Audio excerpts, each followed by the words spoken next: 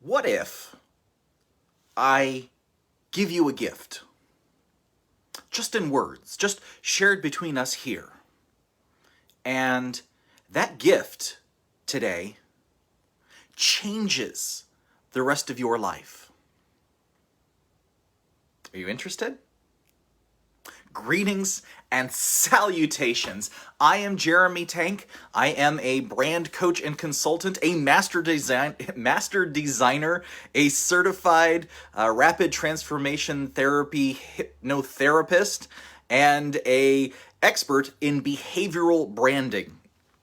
And my job is to help you express who you are to the world and to help them see how you can help them through all the behavioral tricks, all the mental tricks, all the vision tricks, all of everything that it takes to train your mind, your body, your consciousness, you to start being and acting and displaying who you are to the world proudly, strongly, authentically, showing up the way that you want to show up. Because that's how you're meant to be. It's who you're meant to be. It's what you're meant to do, right? How many people do you find on the street commonly and you're like, oh, they're just going through the cycles every day in and day out. This is especially true during the pandemic. It's like hide and secure and come back to the familiar and the safe, right? Wow, my tongue is tied today. I love it. The familiar and the safe rarely get you where you need to go in life. The familiar and the safe are built-in mechanisms for the limbic brain, the fight or flight response, the subconscious mind, that part of you that really just wants to maintain balance and structure to keep you alive. That's the purpose. That's the whole purpose. And as you live a life that's really driven by the familiar, the safe, you find that your world starts to close. It starts to narrow down just a little bit. And over time it narrows down a little bit more, right? By the end you're barely peeking through. Because when you start cutting out pieces of your life to maintain this idea of safety, maintain this idea of control. How's that one? Control. You have to cut a lot out of life to maintain control of yourself, for others. And you aren't yourself. You aren't yourself. And there's something that's actually kind of really funny about that, because it's a trauma response. The more we look at that, the more we understand that we are really finding more and more today, with more studies, more scans of the brain, more knowledge about how you and I work, that we are struggling to overcome this creation of a victim of some sort within us, brought about by a generation before us that were victims of their own upbringing, who were, in turn, victims of their own upbringing. Kind of hard to say how far back this goes, right? Genetically, funny enough, we can actually trace some of these changes, and it turns out that about 6 or 7 generations of trauma, and by that I mean like behavioral treatment from one generation from the next, from one person to the next, one individual to the next, one supposedly loving, caring parent to a child of the next, moving on down. And it's hard to wrap our brains around the idea that that generational trauma exists. Part of that, honestly, is because humanity as a whole, and you individually probably experience this, is structured so that when we reach a certain point, we feel very separated from the rest of humanity, from the rest of the planet, from the rest of nature, from the rest of the universe. For a lot of small children, that's right about the age of 2. You wonder why the terrible 2s are so bad. It's because suddenly there is this feeling in the child that they are distinct, separate, not equal, not loved, not embraced by a parent, by society, by community. And it's meant to be that way. I keep saying this, it's a feature, not a bug, right? Up until that point, young children are really dependent on the parents for caring, for nurturing, for cleanliness, for everything. Humans are so slow to get up and moving.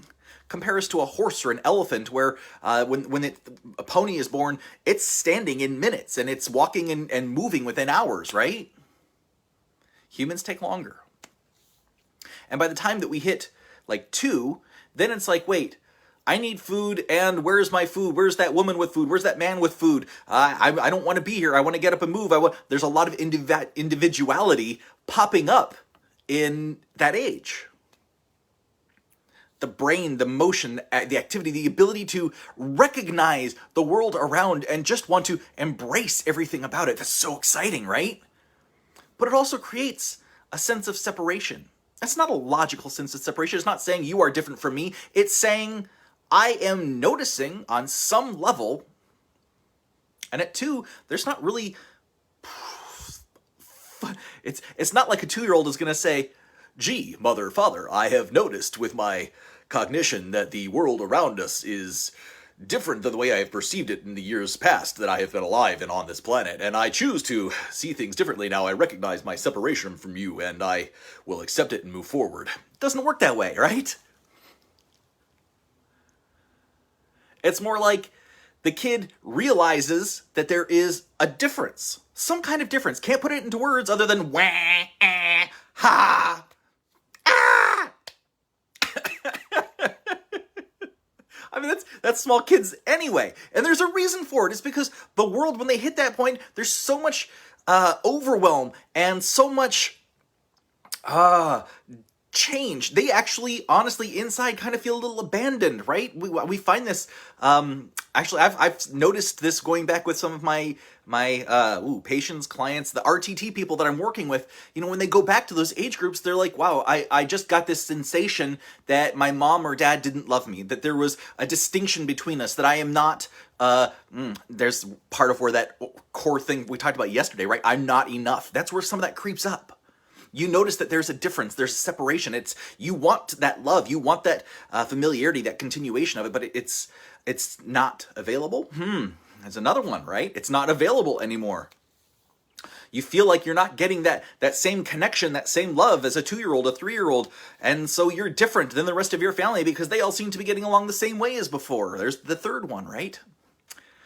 I'm not enough, I can't, it's not available to me, and I'm different.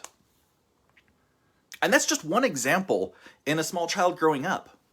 This happens daily, thousands of times a day, because this is how children grow into what we are training these people outside, you, me, this whole world. That's how we're training them to recognize things.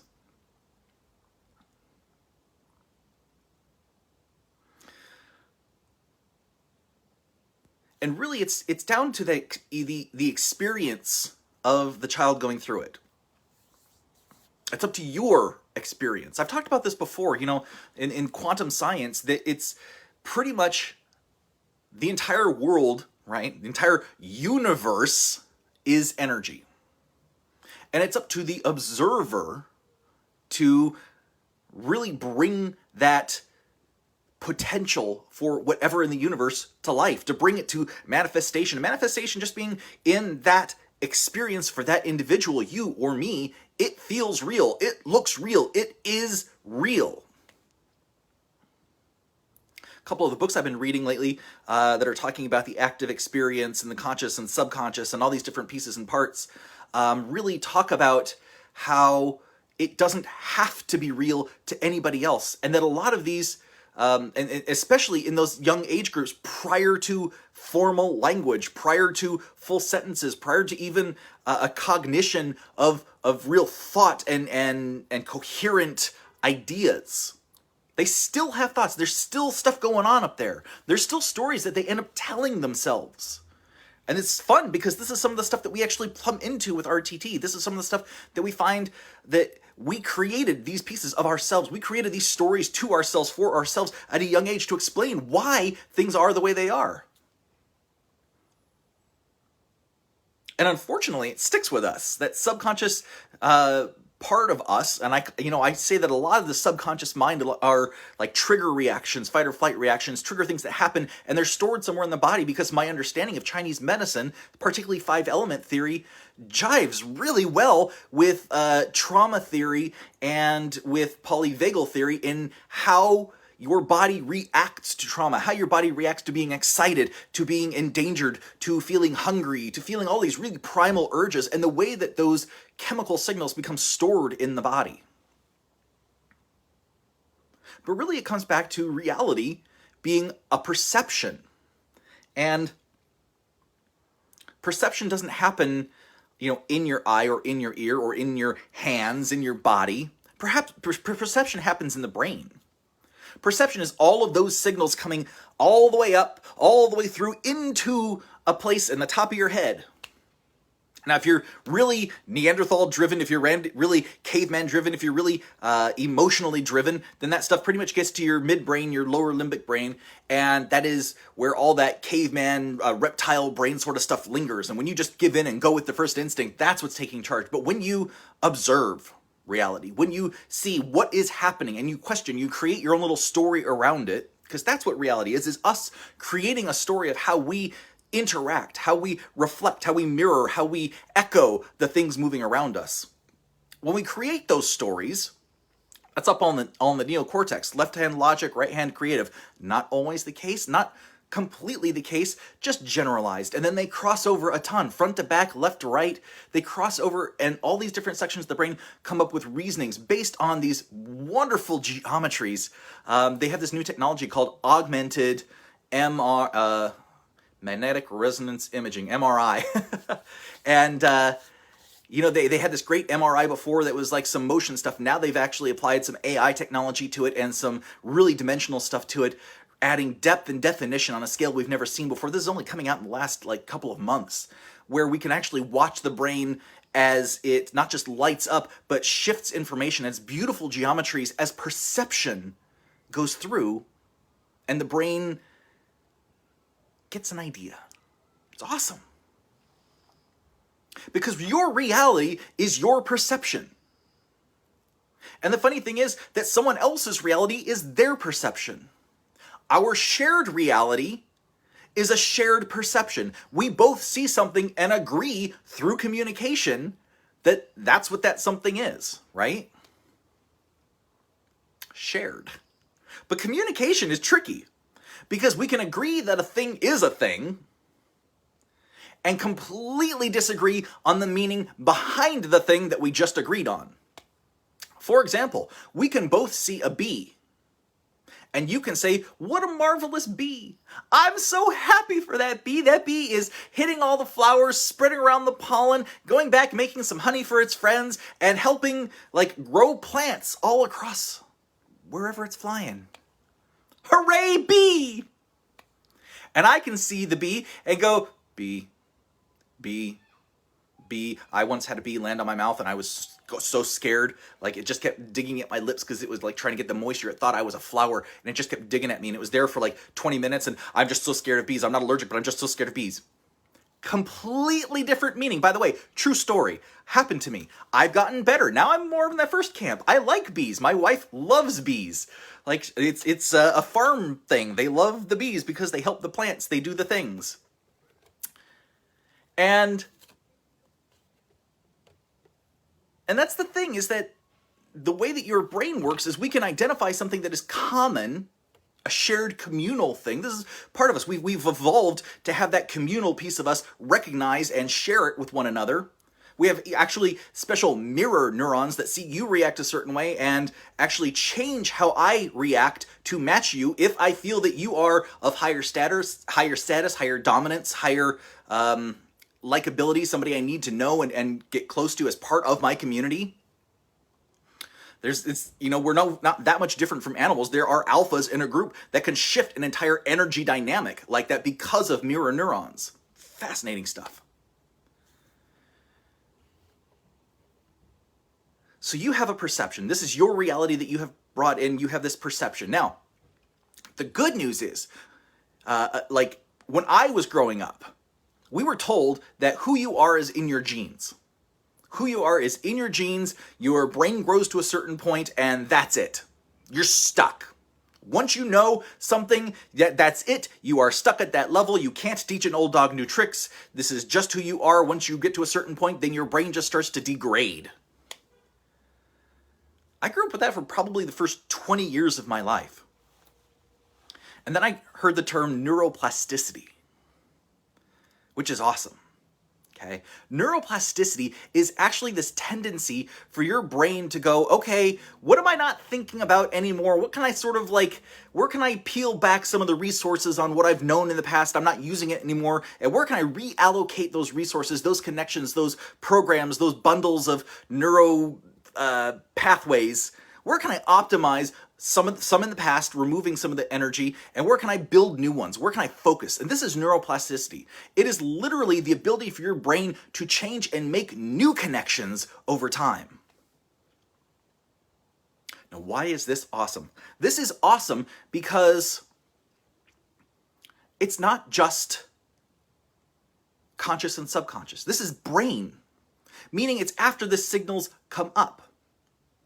After the signals come up into the active experience, into whatever you are thinking, doing, saying, feeling right this minute, neuroplasticity is actually the ability for us to say, okay, how can we look at that? How can we listen to the story that we are telling about ourselves? And this could be something from as young back as 2 or 3 or even pre-birth. You know, I've had one session of RTT where my client, that's where they were. Fascinating. Loved hearing it. What is that like? What is it like to experience being in your mother's womb and to sort of remember that experience? Wow! So the idea that neuroplasticity is available means that you are not stuck. Whatever your beliefs are before, you are not stuck. You can change it. And a lot of times we get stuck in, however I have been is how I am, right? I know plenty of people like that. Maybe you know plenty of people like that too. Maybe you are one. I can't change. I've been like this for years. There's sort of this saying, this idea that, anger is based in fear and hurt. And the people that lash out have been lashed out. And people who really need to control things, need to control their life or the life around them or all that, are having lack of control, and that they have been through such trauma in their lives that they have had to take control. Because it's the only way that they felt safe. And remember, the whole point of our mind, really the subconscious mind as a primary driver here, is to keep us safe. And it keeps us in familiar options and familiar choices and familiar blah-de-blah day in and day out to keep you safe. Sticky note. So control is actually like a victim response. It's something that you learn as you grow, a way to take control back, a way to feel comfortable with being yourself in whatever situation that's in. And sometimes,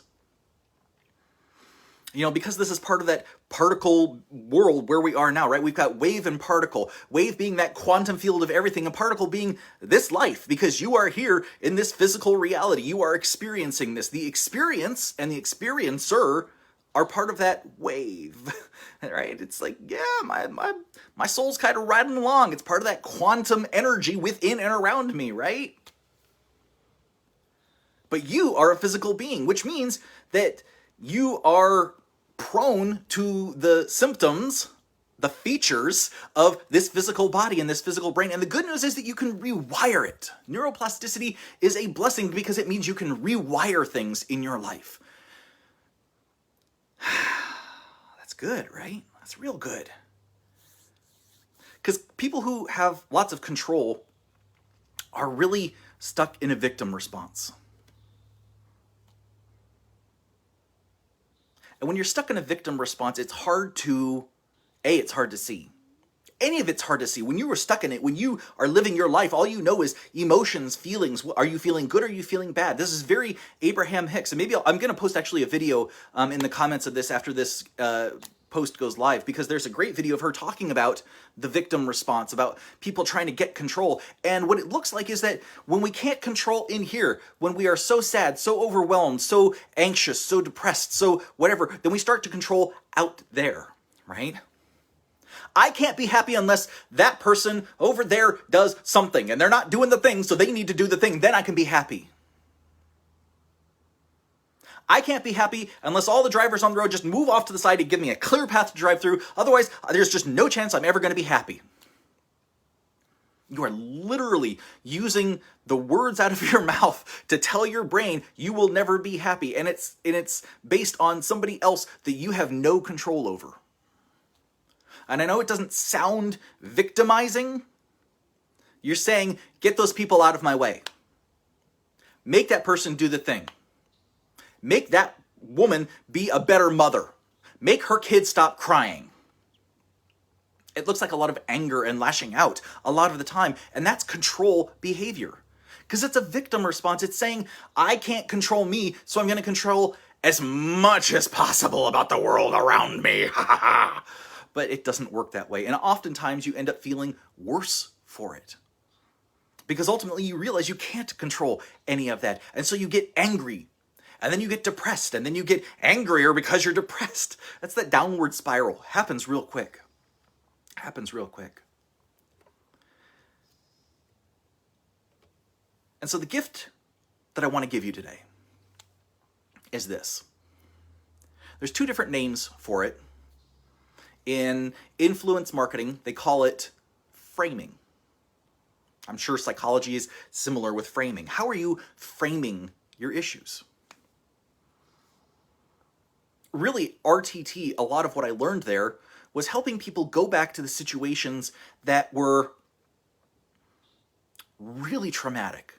Whatever it is that that is really bugging them, that is just stinging.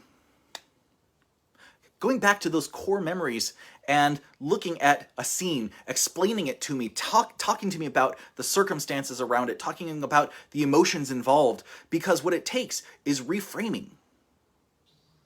Is that really about you, or was it about your mom or your dad or your grandpa or somebody else just looking out for themselves?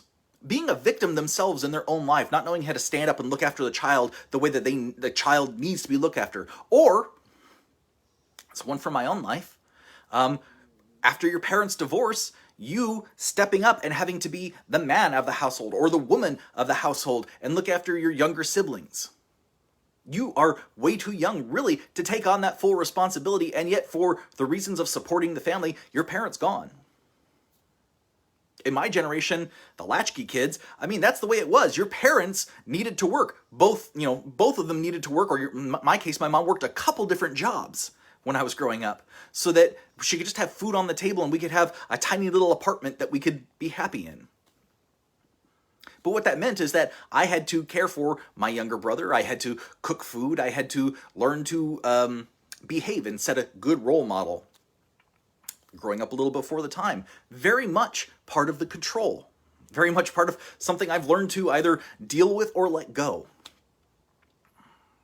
I should say I'm learning, because it's a process.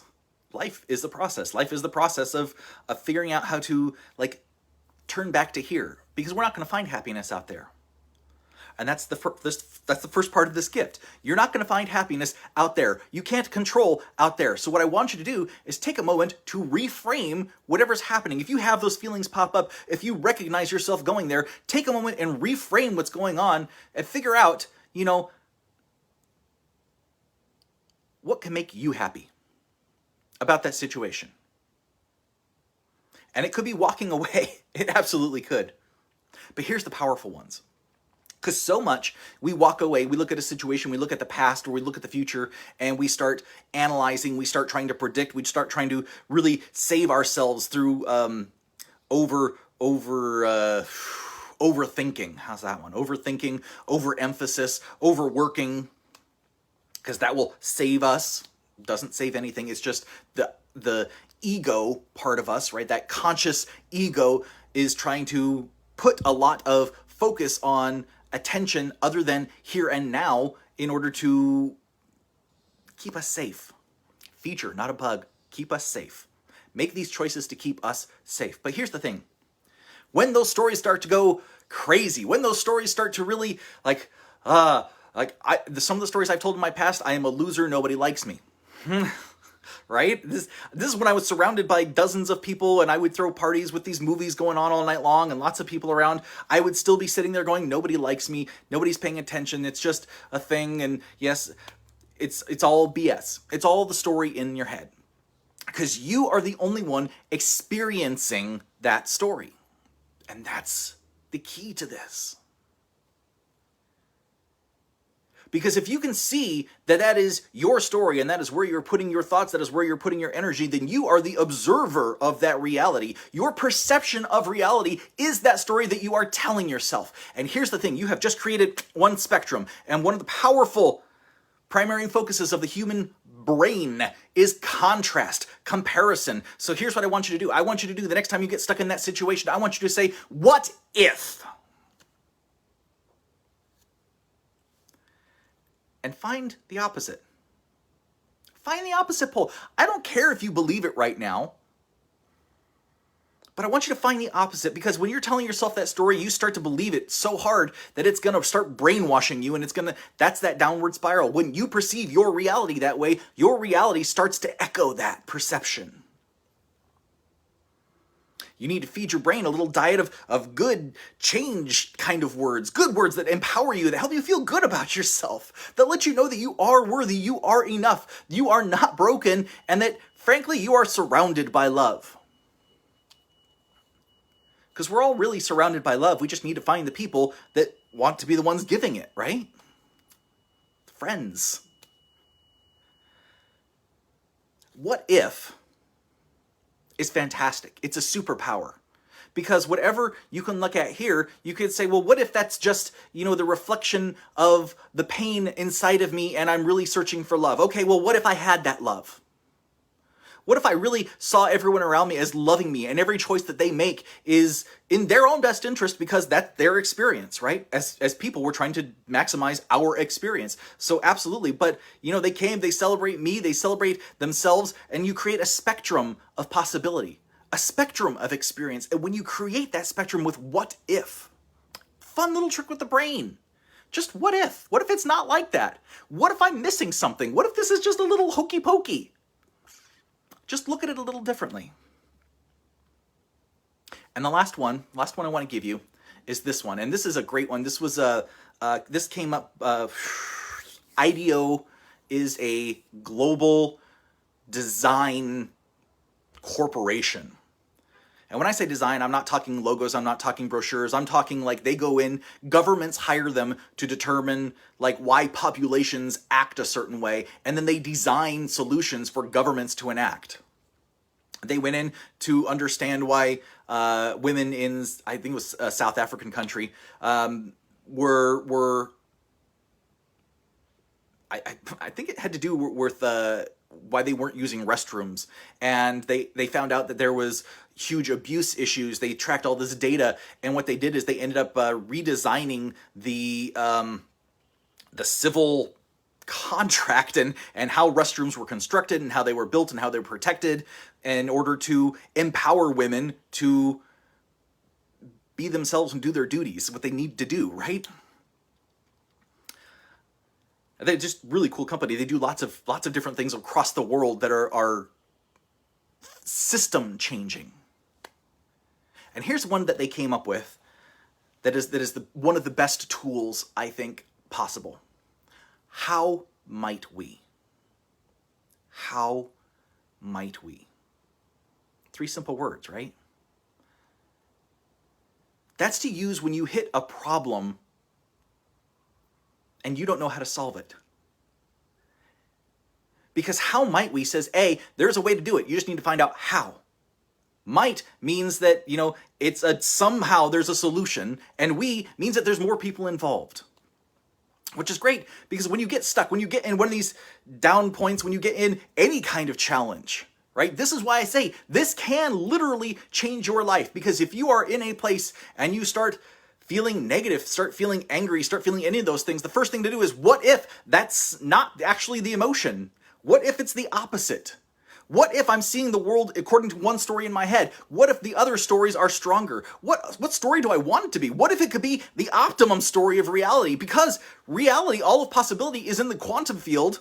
It's not reality until I observe it. So as long as I'm observing the worst possible case reality, what if I change that to the best case scenario?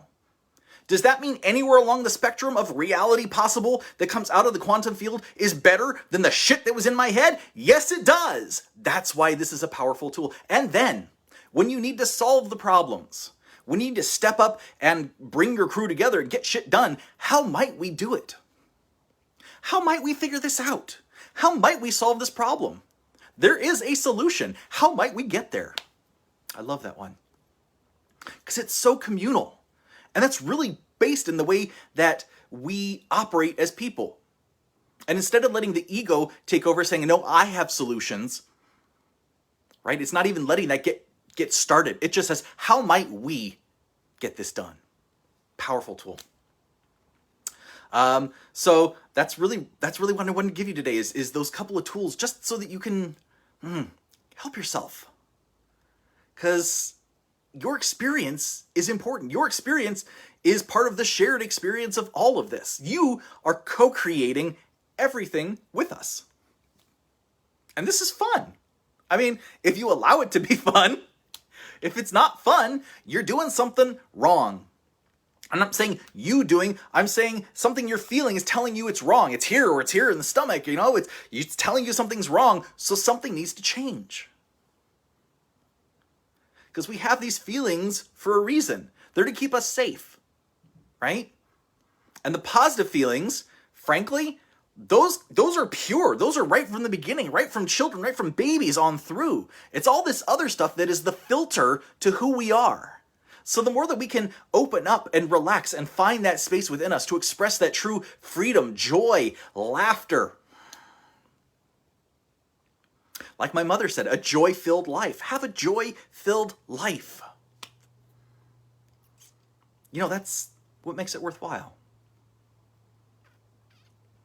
So guys, if you're interested in my program, Manifest Design, which is all about finding your vision, your brand, your customers, your values, getting everything lined up to create a brand strategy for yourself, for your life, for your practice, for your business, for the things that you are doing so that you can start building and marketing exactly what you want, authentically with who you are, aligned in the right direction, aligned with your customers' problems and pain points, solving things for them in a way that helps them understand and helps you get it across clearly, then please check out my website at www.thinktankcreative.net.